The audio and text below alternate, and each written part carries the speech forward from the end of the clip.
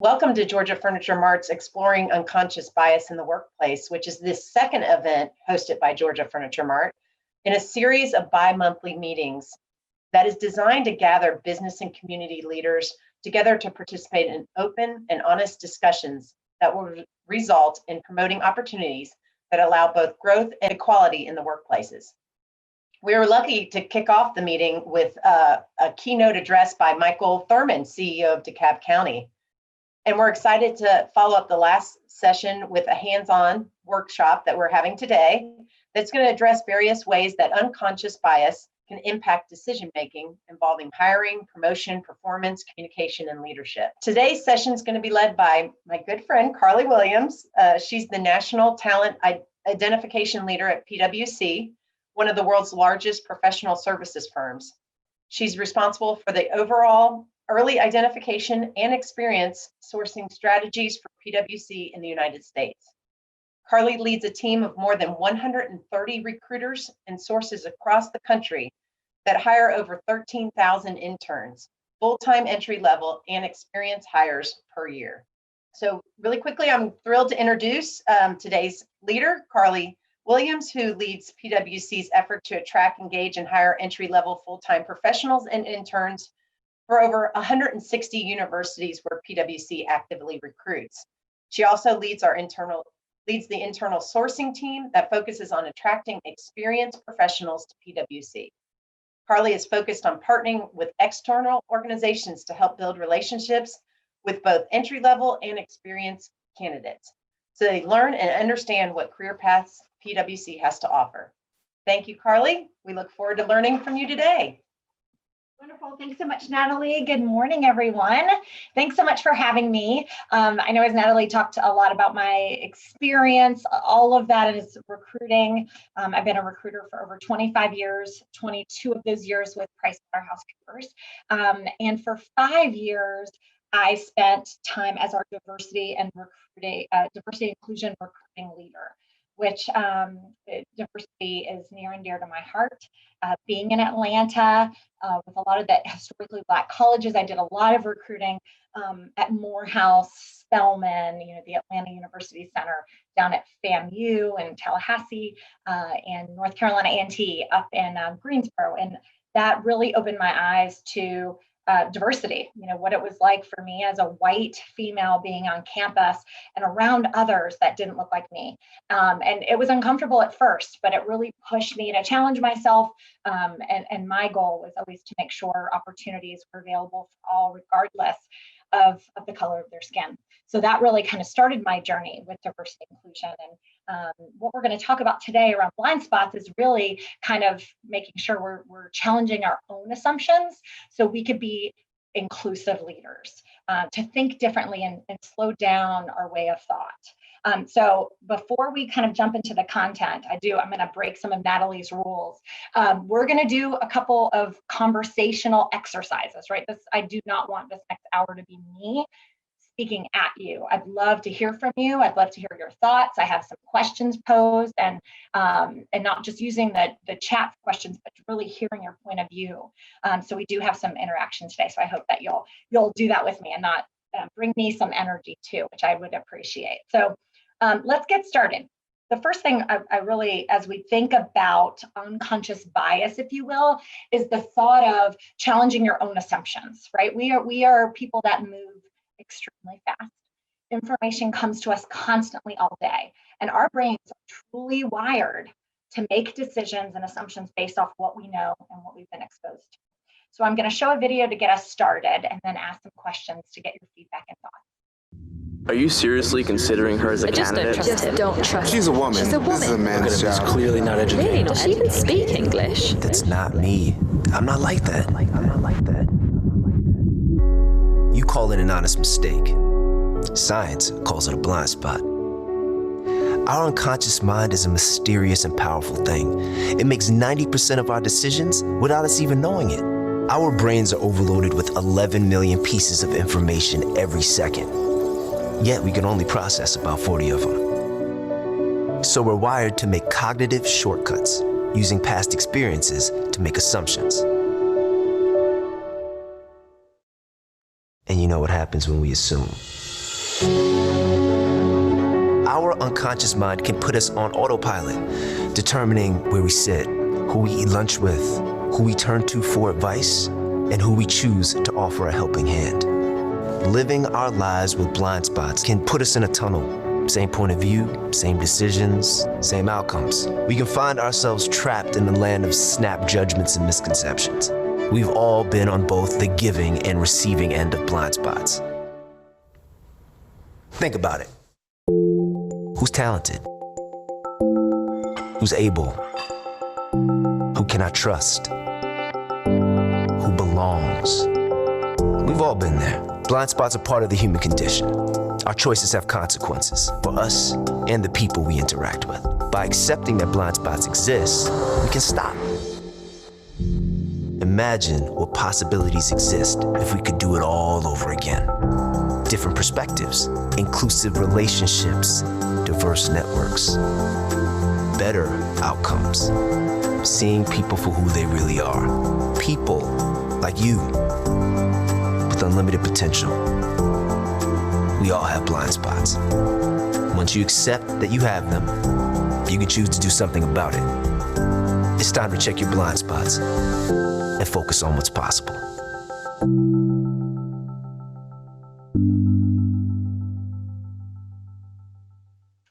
All right, why don't we just start with a couple of key things when we think about 11 million pieces of information that are coming to us. I mean, we move fast, and I think this pandemic, more than anything else, has taught us that we move extremely fast, maybe too fast in the past years. But it's really kind of opened our eyes to slow down a little bit, if you would, to think a little bit more, because our life around us has slowed down. But when we have to make decisions, and information's constantly coming at us, we only make decisions based off what we know, what our experiences are. So let's think a little bit about bias, right? What is bias? If I just take the unconscious piece out and how we listen to that video, how our minds make decisions for us in many times, but what is bias? I mean, in the South, I can really tie this back to football, right? Bias is just a preference for or against something. So we could use that as, if I would say Georgia Tech, people either like Georgia Tech or not like Georgia Tech. It's very natural for us to have biases, right? Favoring, thank you for the group chat, stereotyping, or just favoring one thing over another, right? You might have a bias towards somebody in your family, or possibly against someone in your family, as we've spent a lot of time together. I have bias for pasta and carbs, even though I wish I didn't, but I sure do. So just a bias is a preference for or against. But then when we think about unconscious bias, it's a little bit deeper, right? So thinking about the video we just watched, these are just the patterns that our brains create. And the only way that we can influence and make decisions is based on the experiences that we have had. So we'll kind of dive a little deeper in that today to talk about that. But I can only make decisions personally for me based on the things I've been exposed to all my life, where I grew up, my surrounding, going back to how I started, being comfortable setting foot as a white female on Morehouse's campus. That wasn't easy for me. And for some others, it may be easy, right? So like our experience of the way we were raised and the core of who we are is different for everyone. So if our brains are making those patterns, we've got to just, a couple things we just need to just be clear on. It's human nature, and we all do that. And these unconscious beliefs that we hold don't always align with our declared beliefs, right? So there's a couple of exercises out there where you can really look at bias. And there's one where words pop up on the screen, and you could say, you could do it based on religion, gender, ethnicity. If I do I grew up in a household where my mother worked. Okay? I've always seen working women in my life.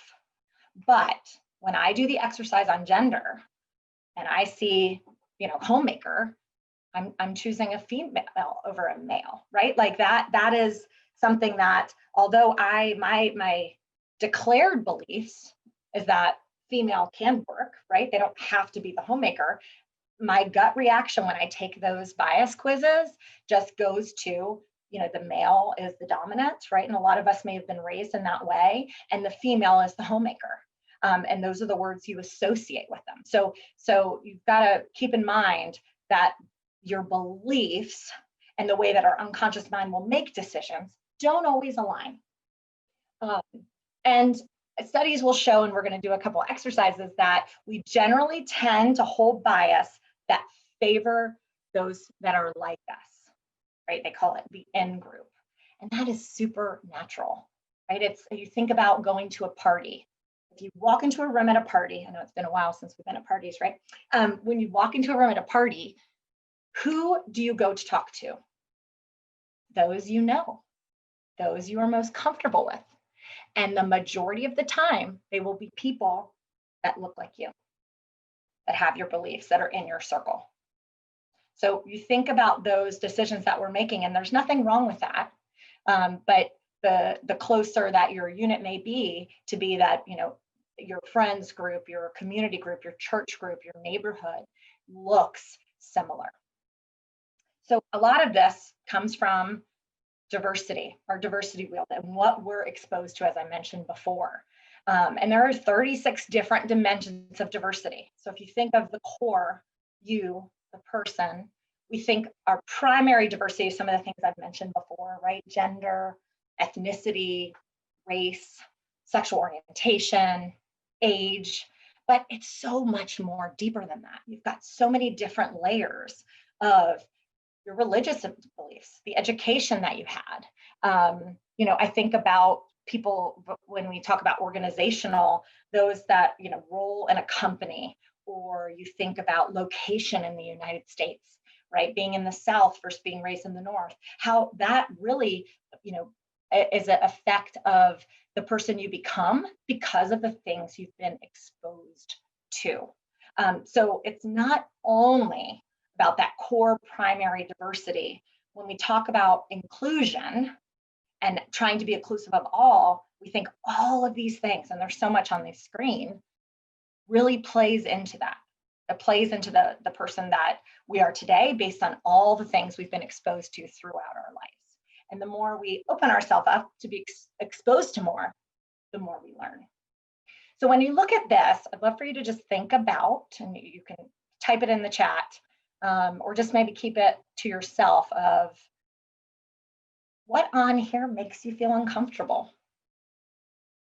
And I'm going to share a quick personal story, right? Is there something here that you're like, oh gosh, I've never been exposed outside of that? For me, I would say the ability, mental or physical ability, was something, if somebody was in a wheelchair, it would make me uncomfortable. I wouldn't know what to say, what to do, how to help. And at PwC, when I was leading our diversity efforts, one of the things we had to create was a disability recruiting plan. And it pushed me to start to work with organizations in the ability space to learn about different abilities, disabilities, how we have to handle that from a work perspective, how we make accommodations for those that may need it or might not even know that they need it. And it really pushed the boundaries for me of becoming more comfortable with something I was uncomfortable with. So I just challenge you to think, as we talk about inclusion, and we're really driving to change from a diversity inclusion perspective, is to really be mindful of the experiences and the different levels of diversity that other people may have gone through, may be exposed to, if you will, and challenge yourself. What do you feel uncomfortable with? It may be something in that primary core, and it might be something with language or accents. It might be something more hierarchical from a division or department. A lot of people, feel uncomfortable with things like that, so from the workplace perspective.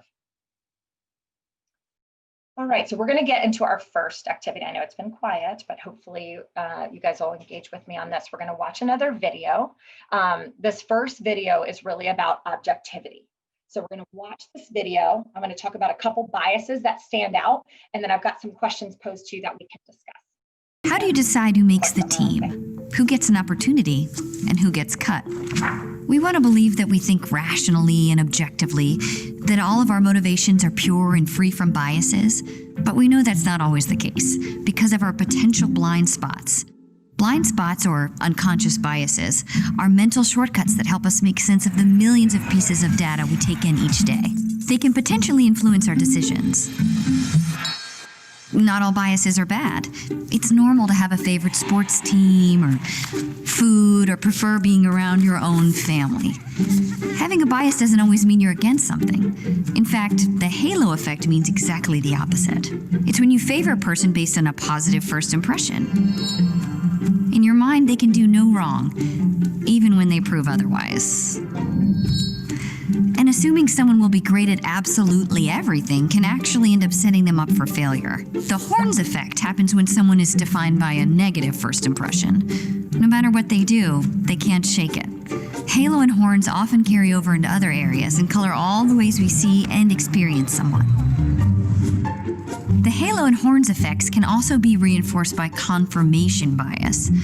Confirmation bias is when we look for evidence that supports our beliefs and ignore evidence that contradicts them. Let's take a little test. What rule defines this number sequence? Now that you've got your rule in mind, can you come up with a series of numbers that also fit that rule? What about these? Which sequences fit? If you said 20, 22, 24, you'd be wrong. Actually, all of them fit. The simple rule was that the numbers got bigger. It's likely that your unconscious mind quickly saw a pattern of even numbers that go up by 2, and that narrowed your thinking. This shows that confirmation bias can rob us of other possible solutions. Numerous studies have shown that people are more likely to seek out information that confirms a belief and disregard information that doesn't. One study found that people spent over 36% more time reading articles that confirm their beliefs. In the business world, this habit could end up squashing innovation before it starts. So what can we do when we're wired to hang on to halo, horns, and pay more attention to things that confirm our beliefs? How can we counteract our unconscious bias? The first step is to be open. Try not to let one shining moment or one speed bump sway your opinion forever. Make sure you look at all the evidence objectively. Play your own devil's advocate and seek out contradictory views. And slow down your thinking. Ask questions and bring in other perspectives to expand your point of view. When we recognize our blind spots, that's when we can get beyond halo and horns. That's when we can overcome confirmation bias. And that's when we can see people for who they are and who they can become.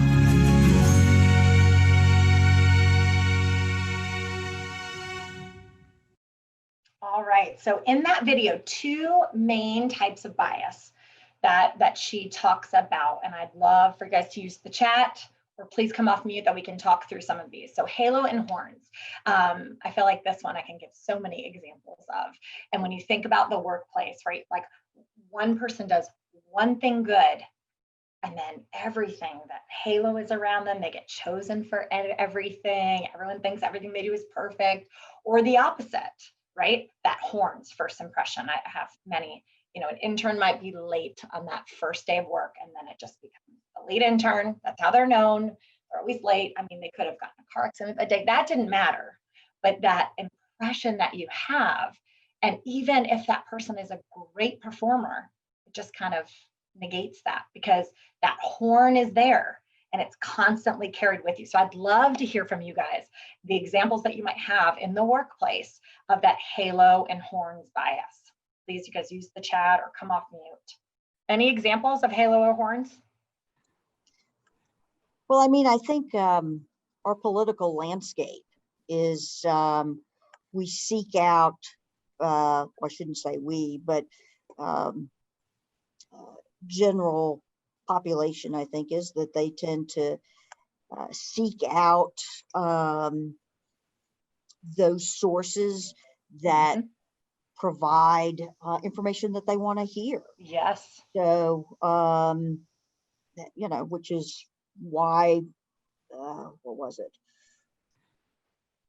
We hear that so many people want to stick within their own social groups in like-minded thinking. Right. So I think you're right. It does set up the halo effect, which is a setup for failure, regardless of what it is. Yes, yes, and thanks so much for sharing that. I mean, I totally agree with you. I think from the political social climate kind of pushes you. You could see one thing and feel halo or horns.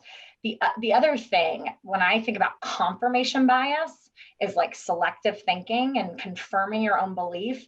I mean, I can't think of anything more than the political landscape, right? If you think about social media and the use of our phones, if you watch a video or read a news article, you'll get 5 more videos or news articles that confirm that exact same belief, right? Never do I watch an article that supports Biden and then get an article that supports Trump, right? It just takes me down a path and I read 5 articles and then there's only one way of thinking, rather than pushing myself to say, okay, let's see the other side. Let me read or go to a news source or watch a video that can put me in the shoes of someone on a different side, rather than constant confirmation of one way of thinking. So I put something in the chat. But, okay, I see that, Cassandra. Yes. And Please that share your is thoughts. that I definitely had to work on, and it's a halo effect. I tend to had to work through thinking that women are better time managers and more productive. And that is something that I've definitely had to work through. So I tend to focus on hiring of females because I felt that they managed the time better, less downtime doing work hours, and better at managing workload. Yes, I really appreciate you sharing that. And I think it's something, I mean, I feel that way too, right? I tend to think that women, because they're logistical, it's a strength of many women. Does that mean a man isn't strong in that area? Right. No, right? And I love that you're bringing that back to your hiring of people, because if you feel that way, then you've got to really challenge yourself to slow down and say, okay, like, what questions can I ask someone in hiring that would really bring the answer that I need, not the answer that I'm looking for. And I mean, the number one thing is awareness, which it sounds like you recognize that, which is awesome. Yes. Any other thoughts when we talk about these 2 biases?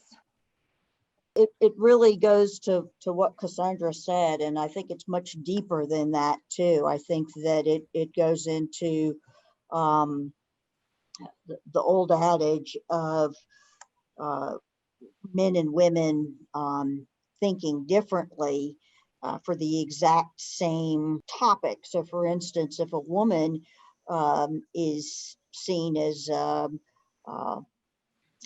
go-getter or assertive, then she is considered a bitch. But if a guy is in the exact same scenario, he's considered a go-getter and he works hard, and so he's more likely to be elevated. So yeah, I think that's a big problem. Yes, yeah, I completely hear your thoughts, Anne, and I think the mindset of kind of how we see or perceive a male or female doing the same thing, right? And it kind of takes me back to Sheryl Sandberg's comments of like just eliminating the word bossy, right? Like women can be all the things men could be, and I do think the understanding, the openness, and the awareness of that is truly important. So let's take a couple of discussion questions from these 2 biases we just talked about, right? So the first one, having a halo bias, how could it set them up for failure, right? Think about you hired someone or you work with someone that's just, you see that halo, right? They get chosen for everything. And how does that really set them up for failure? They're not able to perform. They're not able to meet the expectations, Yep. or I mean, you already think, they're over exceeding their expectations. yeah, they might be struggling with something, but because you've already thought they're going to do great at it, you don't even give them, the same maybe development or coaching or time, because you just assume they're going to be great because they're great at everything, right? And then the opposite side, how do you overcome horns, right? That a person on their first day of the job, you hired somebody, the first day they came in late. How do you push that aside? How do you overcome the horns that you might keep on them? A big part of this is constantly reevaluating yourself and recognizing what you see in yourself that you are pushing down to others. So it's constantly looking at yourself and your biases and recognizing it, especially if you come from early on in your, in the career of where there were fewer women, and time and punctuality were like the top things on your performance review. Punctuality and dress. You have to recognize the times things are different, where we are. Because somebody's late, it doesn't mean they're not committed. There could be a number of reasons. So I think it's a constant reevaluation of yourself and your biases, and allowing people an opportunity, period, and quit interjecting yourself and your own belief and your own history into what you see. Thank you, Cassandra. I completely support and agree with you. I think sometimes too, for us to take a step back and have a little empathy. Not everyone brings their whole self to work. They may have things going on at home. They may be a caretaker for someone. They might have to share a car with a family, right? There's a number of things that could happen to make somebody late for work, right? And to make sure that in your mind, you don't tie that to their performance. Give them the opportunity to perform. I really appreciate those thoughts. Okay, let's talk quickly just about confirmation bias, and we'll go into another exercise. What is the risk of relying on confirmation bias? And then how do you overcome it? Any thoughts on confirmation bias? This one for me really hits home, being a mother of a 12-year-old and 10-year-old during this election. Just because a teacher might say something of what they believe, or a candidate they don't like, how influential our kids are without knowing the full story. And I challenge myself all the time to make sure I am not strongly putting an opinion out there, and being able to tie pluses and minuses of the campaigning, the candidates, and doing research and teaching my kids that before you just stand for something or against something, learn about it, right? Just because your teacher might say X is the person to vote for, or this is the right person, I said to my son, like, why do you think that's right? So, really making sure that confirmation of the constant information, and only looking at one side of anything. I know the political landscape right now and the climate that we're in is something that's top of mind, but for really anything, right? Like when you go to buy a new car and you're researching cars, you click on one link or you read one article about a Honda, and that's going to be, everything's going to push you to a Honda, right? You're going to have to challenge yourself to go and look at a car that's maybe not American made. So it's just, I think social media too has, if you've watched this, haven't seen A Social Dilemma, I would highly recommend it. It makes you realize how the things that you like are constantly the ones that continue to come front of mind, rather than stepping back to learn a different point of view. All right, so let's, from an action standpoint, I know they highlighted that at the end of the video, but some of the things we've talked about today, be open, right? Just be open. So just because someone is late or someone is a rock star with one task or project you give them, don't let that just sway your opinion, right? Take things step by step and give people those opportunities. Look at the evidence objectively, right? Be a devil's advocate. I think that is key, and try to be contradictory to your own opinions or views. So you're opening yourself up to the other side. And then the biggest one, and I feel like with all the biases and the exercises we'll do, is slowing down. Don't quickly make a decision or come to, move so forward without taking a step back, asking yourself some questions, ask the other person questions so you get a full point of view.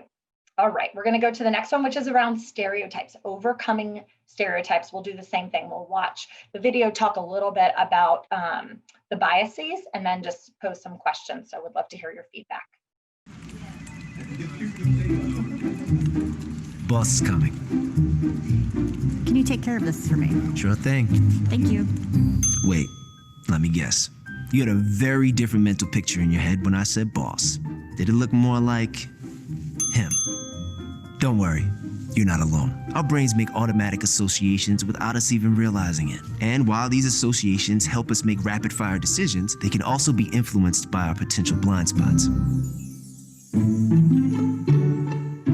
Prototype bias happens when we have a preconceived notion of who we think would be right for a particular role based on stereotypes.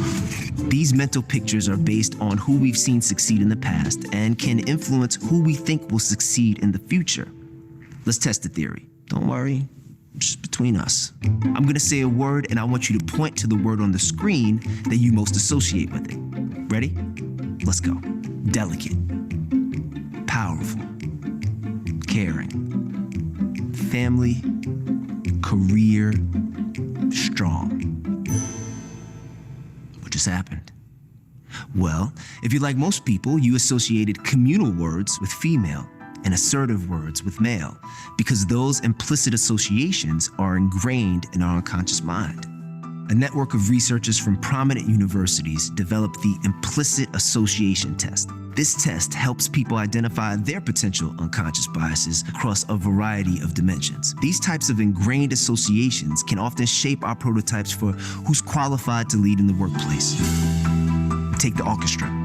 When orchestras started conducting blind auditions in the 70s, the number of female musicians shot up 20%. So either women suddenly played exponentially better when behind a curtain, or the conductors weren't aware they had a prototype bias towards male musicians, and this bias was costing them talent. Another study found that the exact same resumes with more black-sounding names received 50% fewer callbacks than those same resumes with traditionally white names. The idea of prototype bias cuts even deeper than that. Studies show we often have prototypes for the people we believe would succeed in a job, and we may unconsciously change our criteria to help those people get the job. You may be thinking, I'm not like that. Well, the participants in a study on prototype bias thought the same thing. And ironically, those who thought they were most objective ended up being the most biased. Blind spots can span any dimension of diversity and can potentially lead to bad decisions. Not only can blind spots limit our own choices, they may result in missed opportunities that don't lead to the best possible outcomes. The good news is that there are ways to overcome prototype bias. You can start by setting objective criteria. This can help prevent you from being swayed by irrelevant factors. And you can double check your objectivity by sharing the why behind your decisions. Lastly, don't make assumptions based solely on your idea of fit, because when it comes to success, one size doesn't fit all.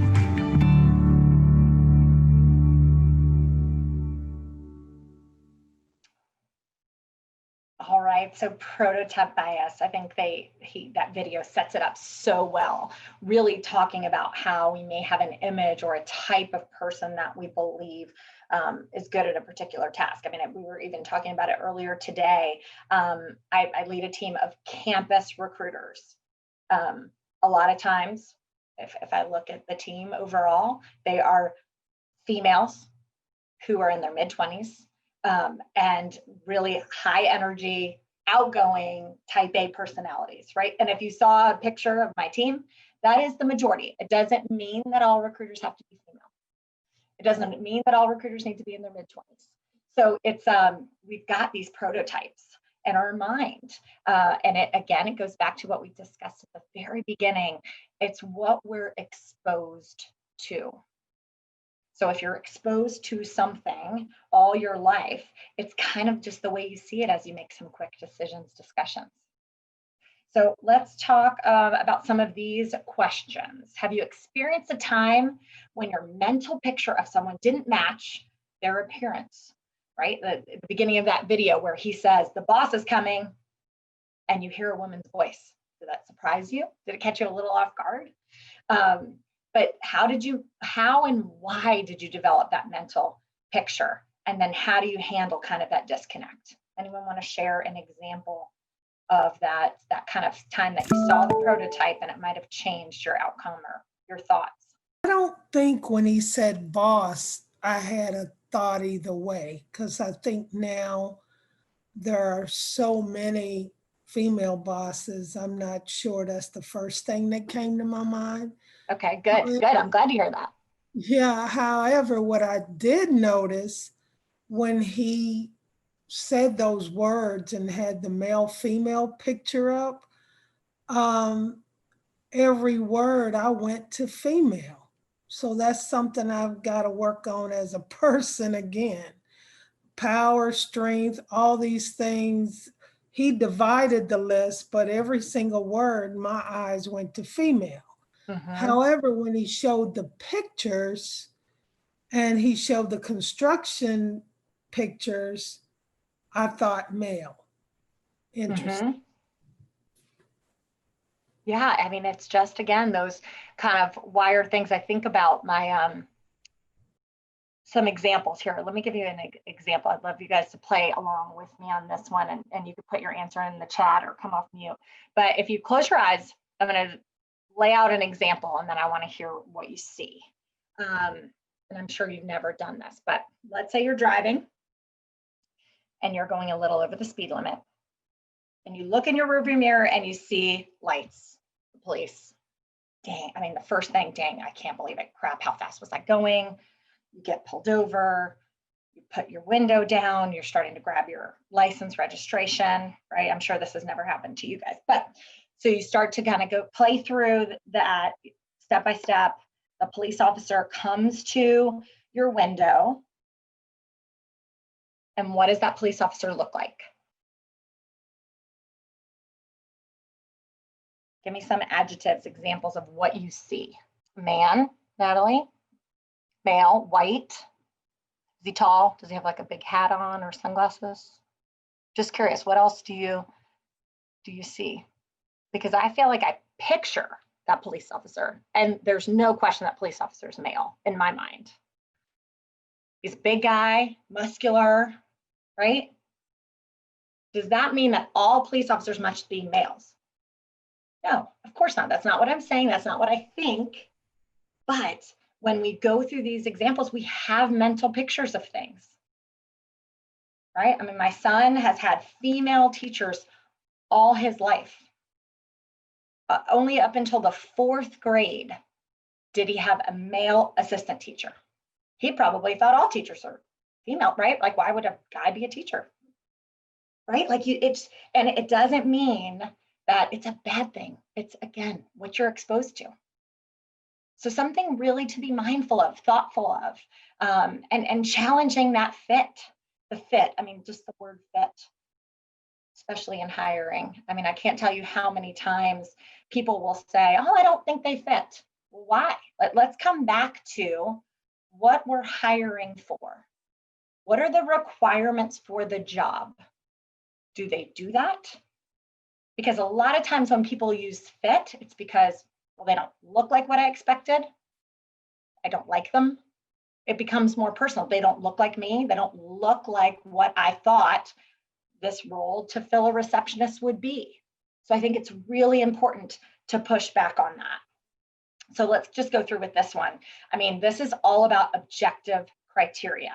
right? And hiring, since it's what I do, and hopefully many of you are involved in hiring. And if not, I challenge you at your organization to see how you can help or be involved, and making sure that any of the hiring decisions you have are objective, that there is clear criteria. These are the 5 requirements for this job. All the questions should come back to the requirements of the job, and you should make your decision based objectively on those decisions.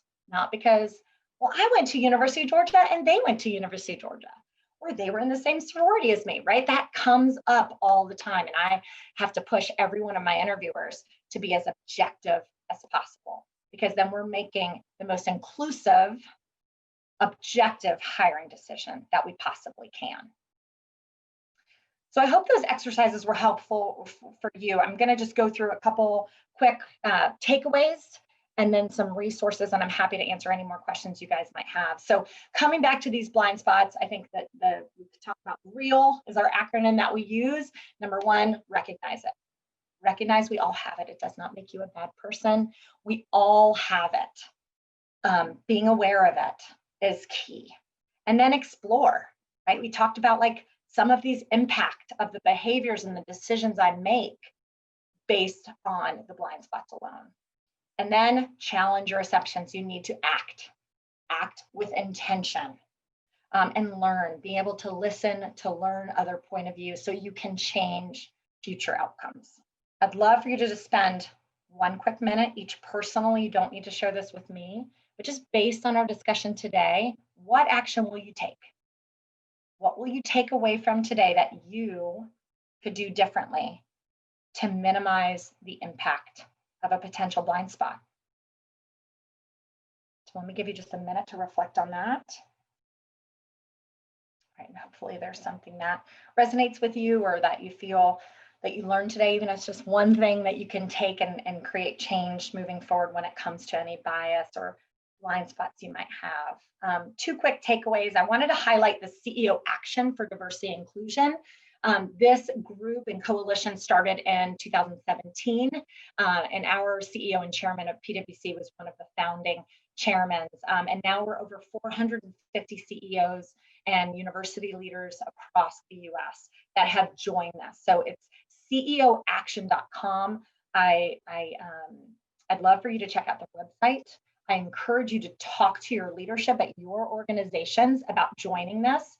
Joining the action for the CEO Action is all about committing that your organization, no matter how big or small, is going to make a change. And once you commit, you become a member, and then you're asked to share what your organization is doing. So it's a great resource for your company, your organization, to learn what other companies are doing and how you might be able to tweak that idea to where you work, regardless of how big or small. So please check out ceoaction.com.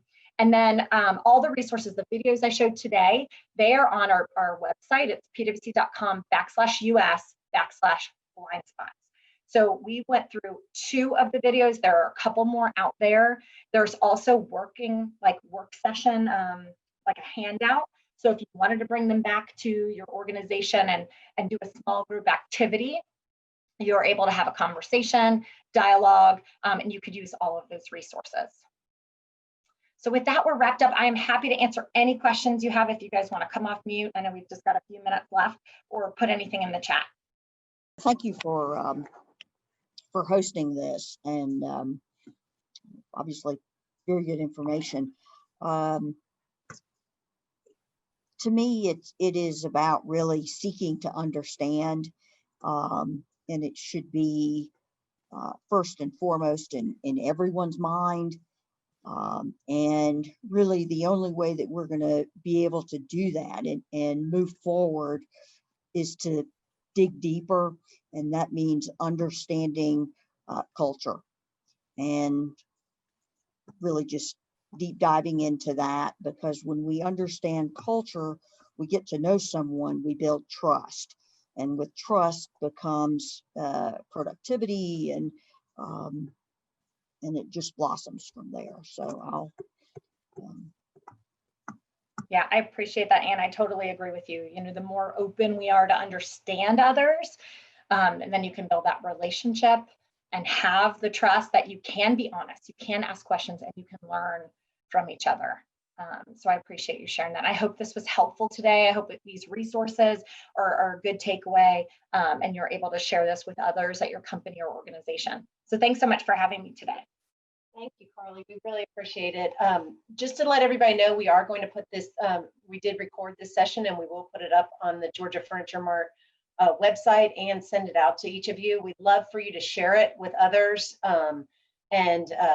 If you have any other questions or think of anything after the fact, please let us know. But we're going to keep doing this, and stay tuned for more information about the next Growing in the Workplace event. And Georgia Furniture Mart just appreciates you being involved. And thank you for your time, and have a great day. Thank you.